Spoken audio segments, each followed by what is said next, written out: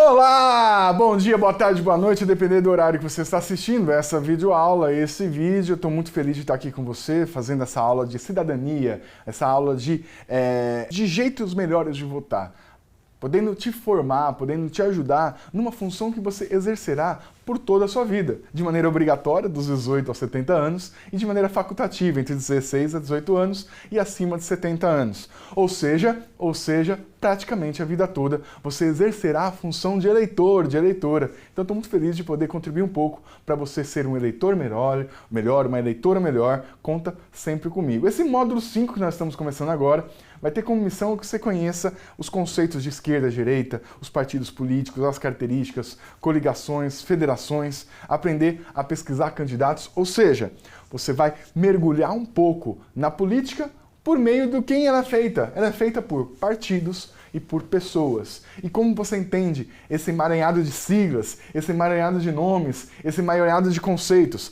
É isso que a gente vai aprender a partir dessas aulas, que serão total 5 aulas importantes para você ser um eleitor extraordinário, eleitor incrível que consegue votar com consciência, consegue votar da maneira de construir um país melhor, seja qual for o jeito que você acha que o Brasil deva ser. Mas vamos lá, aula número 1, vamos falar sobre esquerda, direita, centro. O que isso quer dizer? Esse conceito é muito utilizado por muitas pessoas, esse conceito é muito utilizado por muitos veículos de imprensa, esse conceito é utilizado por muitos militantes políticos. Confesso a você que na academia, quando você vai estudar sobre esquerda e direita, já há teorias políticas que nos explicam que este modelo está ultrapassado. Isso mesmo.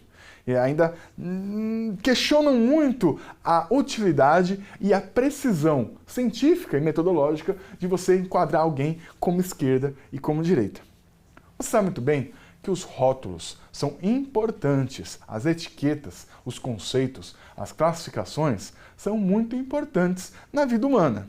Por exemplo, quando eu classifico uma cobra entre peçonhenta e não peçonhenta, isso é muito importante. Se ela é venenosa ou não venenosa, é importante, porque se eu vejo uma cobra, eu sei que ela não é venenosa, eu posso ter menos cuidados. Se eu sei que ela é venenosa, eu sou uma pessoa cobra, eu gosto de ficar longe, fico morrendo de medo, posso sair correndo com mais velocidade por ela ser peçonhenta. Então existe uma utilidade. Mas a utilidade demonstra que você tenha uma etiqueta, um rótulo que faça sentido. Quando eu vou tomar uma bebida e eu estou numa geladeira, numa padaria, eu preciso ter o rótulo. O rótulo de um refrigerante é diferente de uma água. Até porque se eu quero matar a minha sede com um copo de água, é importante que com o rótulo eu consiga ver. Isso é água e eu posso ter segurança de que os atributos da água, seja insípida, inodora, incolor, eu esteja lá e eu vá lá refrescar a minha sede. Ao mesmo tempo que não, eu quero matar a minha sede de refrigerante, que eu não recomendo, né? Sempre privilegie água. Pega o refrigerante, você vai tomar, você já sabe o que esperar dele. Então, a classificação, ela é útil quando você tem uma expectativa a ser atendida. E o grande problema hoje de você classificar no Brasil entre esquerda, direita, centro, é que se você falar uma pessoa é de esquerda, você não consegue ter completa noção das decisões políticas dela. Então, antigamente, quando você tinha, por exemplo, nos Estados Unidos da América, tem uma classificação muito simples. Não é bem esquerda e direita, até tem esquerda e direita lá, mas tem uma classificação muito útil, que é os dois maiores partidos, republicanos e democratas. Quando você sabe que um candidato é um democrata, você já tem uma ideia das principais decisões políticas. Já tem uma ideia da opinião dele sobre imigração, sobre economia, sobre liberdades públicas, sobre liberdades civis, porque você tem um conjunto de decisões políticas que congregam o Partido dos Democratas. E um conjunto de decisões políticas ligeiramente opostas que congregam os membros do Partido Republicano. Então você consegue ter, com a classificação republicano ou democrata, uma certa ideia. Aí você vai lá, investiga mais o candidato, a biografia, mas você já tem como pressuposto, olha, se ele é um democrata, ele deve pensar por essa linha, eu já tenho uma concordância, ou tenho uma discordância. No Brasil, infelizmente, seja no fenômeno da esquerda, direita e centro, seja sobretudo na questão do partido político, nós ainda não temos partidos ou classificações políticas que consigam compreender um conjunto seguro de opiniões políticas. Quando você fala que aquele partido é de esquerda, ele pode fazer um governo liberal. Você teve partidos classificados como esquerda, com programa de governo com a esquerda, que fez privatização, que teve decisões tipicamente liberais, não de esquerda. Então, no Brasil, que é um pouco líquido, é um pouco plástico, o que prejudica até o eleitor, prejudica você, eleitor ou eleitora, a entender o processo político. Então, quando tiver esquerda, direita, centro, partido tal, eu sei que é difícil, e é difícil mesmo. No Brasil, é um pouco plástico isso. Então, o que é essa minha dica inicial antes de explicar esquerda-direita?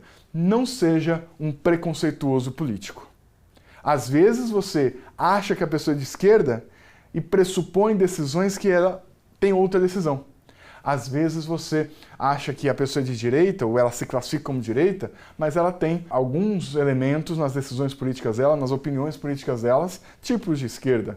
Ou, às vezes, tem decisões que nem entram nesse espectro ideológico direita-esquerda. São decisões que você precisa saber se a pessoa tem ou não para te representar, para que você vote, ou para que você tenha uma expectativa relacionada ao governo dela, ou à gestão como mandatário no legislativo, como parlamentar, uma parlamentar. Depois desse início, dessa introdução, eu vou falar um pouco sobre o que deveria ser esquerda, direita e centro. Primeiro, esquerda. Esquerda não é o bicho-papão. Também outro problema no país. Vamos fazer outra digressão aqui. Vou falar com você um pouquinho mais de perto. Tem um problema no nosso país hoje que, quando você fala esquerda, tem uma parcela da população que acha que a pessoa é salvador da pátria e outro grupo de pessoas que acha que quem é de esquerda é bicho-papão. É a pessoa comedora de criancinhas. Ao mesmo tempo, a direita também tem esse mesmo preconceito. Ah, de direita você é um porco. Porco não tem negócio do Palmeiras, que o pessoal gosta de ser porco, né? Meu filho é palmeirense. Mas se você é um mal, ou pessoas não, se você é de direita você é um santo. Também não é. Pessoas, primeiro, corrupção não tem ideologia política. Na história do país, você teve corrupção em governos de esquerda e de direita. Corruptos de direita, de esquerda, de centro, de meio, de cima, de baixo. Então, corrupção não tem nenhum tipo de processo de identidade com qualquer tipo de ideologia política, nem de esquerda nem de direita. Caráter também não tem ideologia política. Você tem pessoas que já demonstraram falta de caráter, demonstraram desvirtuosidade, corrupção de caráter, sendo de esquerda e sendo de direita. Então é importante tirar essa versão maniqueísta demoníaca, maniqueísta de caráter de esquerda e direita. São opiniões políticas que podem ser divergentes e que devem ser divergentes. Porque se for todo mundo achar a mesma coisa, o Brasil não vai para frente. As pessoas são diversas e a gente precisa aprender, sim, a conviver em diversidade e num processo de democracia a fazer consensos na diversidade. Os consensos políticos não são na unicidade de ideias. Os consensos políticos são na diversidade de ideias que se prioriza o que precisa em determinado momento. Então, derruba essa ideia de esquerda é do mal ou esquerda é do bem, de direita é do mal, direita é do bem. Peraí, você pode concordar ou não. Você tem todo o direito e deve achar uma linha ideológica que consiga congregar os seus valores, os seus princípios, as suas ideias principais. Mas corrupção, bondade, maldade, santidade ou demonização não fazem parte do espectro político. Isso é um processo hipnótico que te fizeram acreditar para não enfrentar o debate público. E esse é o maior problema do país. Existe um processo de ambos os lados, dos 3 lados, dos 10 lados, que ficam simplificando o debate político, tirando do ponto de vista racional, tirando o debate de ideias de programa e jogando para a religião, de ambos os lados, viu? Para não religião, jogando para a emoção, jogando para o mal, para o bem. E quando você vai ver na política, tem mal e bem de todos os lados. Mas retomando agora, esquerda, sem ser bicho-papão ou santo, simplesmente é uma linha ideológica que prioriza a igualdade, que acha que o mais importante para o poder público é garantir a igualdade entre as pessoas. Que as pessoas, por sua natureza, são iguais e que se há algum tipo de desigualdade, compete ao poder público, em primeiro lugar, corrigir essa desigualdade. Mesmo que o preço pago seja a diminuição da liberdade. Mesmo que o preço pago seja qualquer um.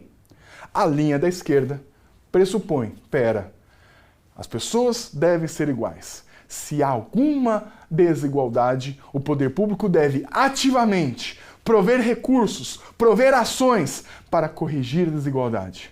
Porque para essa visão de esquerda, nada justifique que uma criança de 5 anos, uma passe fome, uma não tenha um pão na mesa e a outra tenha brioche. Para a visão de esquerda, não faz sentido que uma pessoa com 18 anos tenha fartura de empregos. Tenha pessoas que possam... tenha dinheiro para balada, entre a outra, não tem dinheiro para comer, não consegue pegar um ônibus, fica na fila do ônibus sendo apertado, tem que pegar um subemprego. Para a visão de esquerda, isso é inadmissível e ao poder público cabe, primeiramente, principalmente ou quase que exclusivamente, corrigir essa desigualdade, sobretudo a desigualdade social. Essa é a visão de esquerda. Do outro lado, você tem a visão da direita, que eu poderia congregar com que pessoas que estimulem, que priorizem, que achem que o poder público tem como missão primeira, antes de qualquer coisa, garantir a liberdade das pessoas.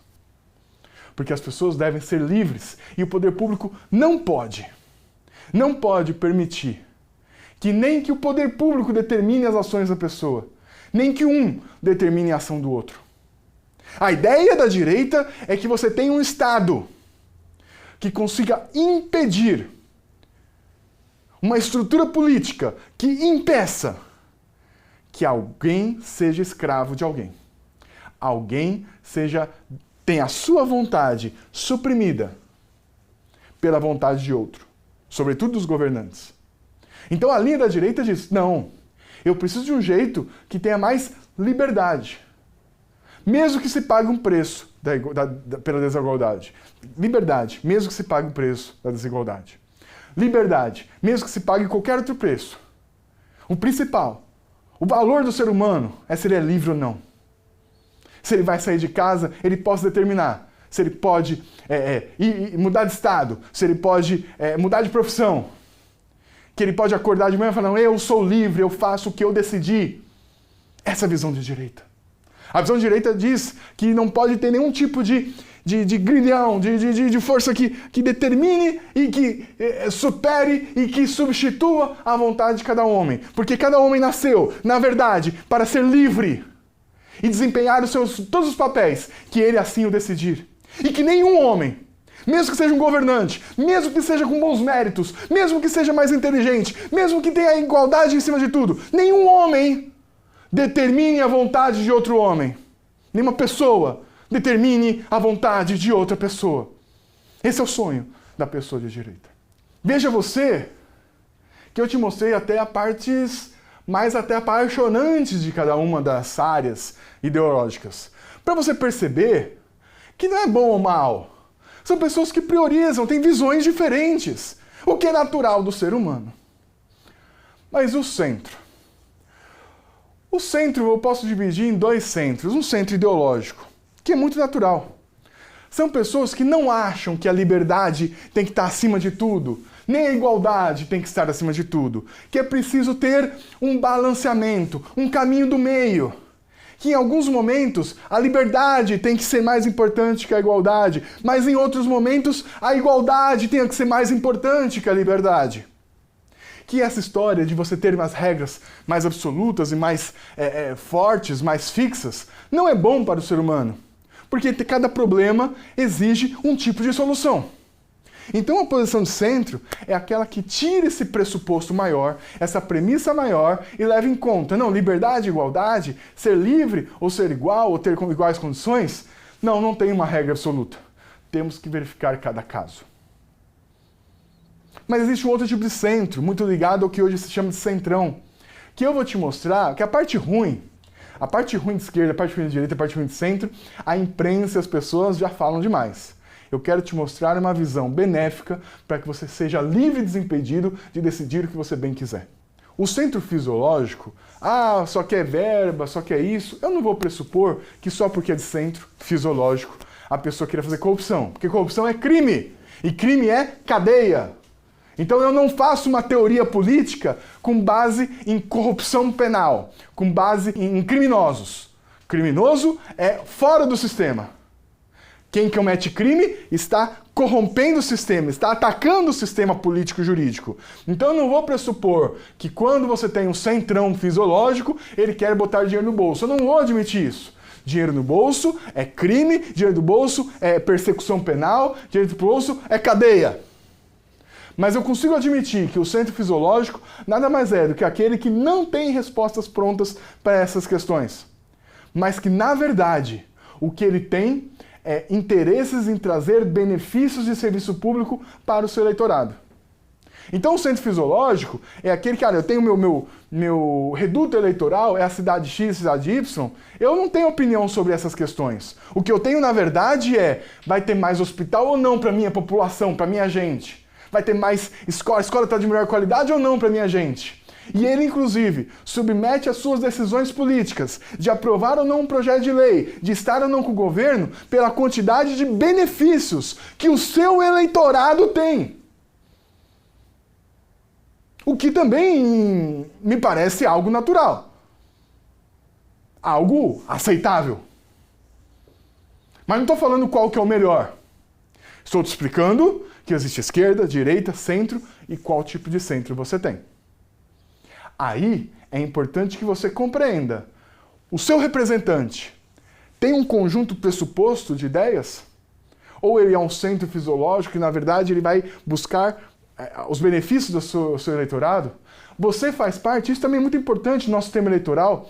Às vezes você vota num deputado ou deputada de um centro fisiológico que busca benefícios para a sua base eleitoral, só que sua base eleitoral é de outro país ou de outro município. Você vota num deputado, numa deputada que defende o município A, B, C, uma região, e você é de outra. Então ele nunca vai contribuir. E muitas vezes nunca vai contribuir com as suas decisões ideológicas. Então, entenda o perfil do seu deputado, da sua deputada, do seu candidato, da sua candidata nessa questão ideológica e procure aquele que combinar com seus anseios, com seus valores, com seus princípios, com o seu íntimo, com o que você acha que é melhor para você, para sua família, para sua cidade, para o seu estado, para o seu país, para o nosso mundo.